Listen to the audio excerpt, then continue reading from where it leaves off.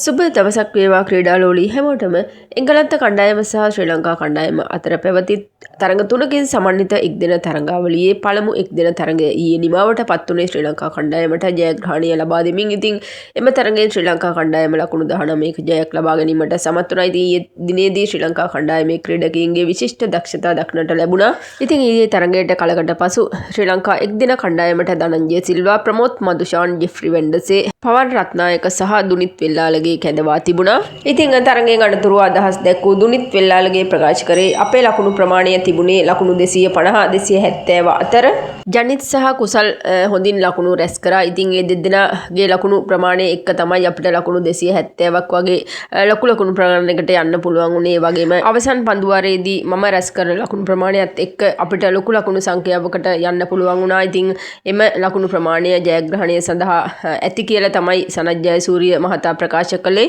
ඉතින් කුසල් මෙන්ඩිස් එක්ක බැට් කරද්දී අපි කතා කරේ ලොකු ලකුණු ප්‍රමාණයකට යන්න ඕනි කියලා. ඉතින් කුසල් මෙන්ඩිස්ගේ ශතකය ගැන ඇත්තටම මට කනගාටුයි. නමුත් ඔහු කිව්වා ඔයාට පුළුවන් තරම් ලකුණු රැස් කරන්න කියලා. ඉතින් එම හින්දා තමයි අවසන් පන්දුවාරයේදී මම ලකුණු රැස් කිරීමට උනන්දු වුණේ. ඉතින් අද තරඟය විශිෂ්ටයි යනුවෙන් අදහස් දක්වමින් දුනිත් වෙල්ලාලගේ ප්‍රකාශ කරා. ඒ වගේම තරඟයෙන් අනතුරුව අදහස් දැක්වූ චරිත් අසලංක ප්‍රකාශ කරේ ඉතින් ඊයේ තරඟේ අපි හදාගන්න ඕනි වැරදි කිහිපයක් තියෙනවා. අපේ දඟපන්දු බලයනීය ශක්තිමත්. නමුත් ඊයේ දිනේදී පසුබෑමකට ලක් වුණා.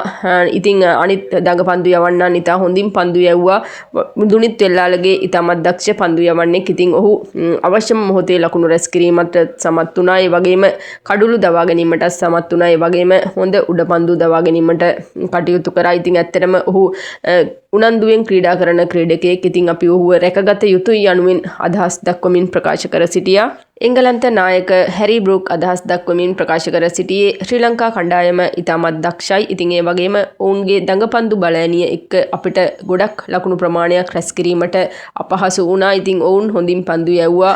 ඉතින් ඔවුන්ගේ දඟපන්දු යවන්නන් කඩුල්ලට පන්දු යවුවා. ඉතින් අපිට ලකුණු රැස් කිරීමට අපහසු වුණා. ඉතින් අපේ පන්දු යවන්නන් හොඳින් පන්දු යවුවා. ඉතින් ඉදිරි තරඟයේදී හොඳින් ක්‍රීඩා කිරීමට අපි බලාපොරොත්තු වෙනවා යනුවෙන් අදහස් දක්වමින් ප්‍රකාශ කර සිටියා. ඉතින් ශ්‍රී ලංකා කණ්ඩායම සහ එංගලන්ත කණ්ඩායම අතර දෙවනි එක්දින තරඟය 24 වෙනිදා පැවැත්වෙනවා. ඉතින් එම තරඟයක් පැවැත්වෙන්නේ ආර් ප්‍රේමදාස ක්‍රීඩාංගණයේදී.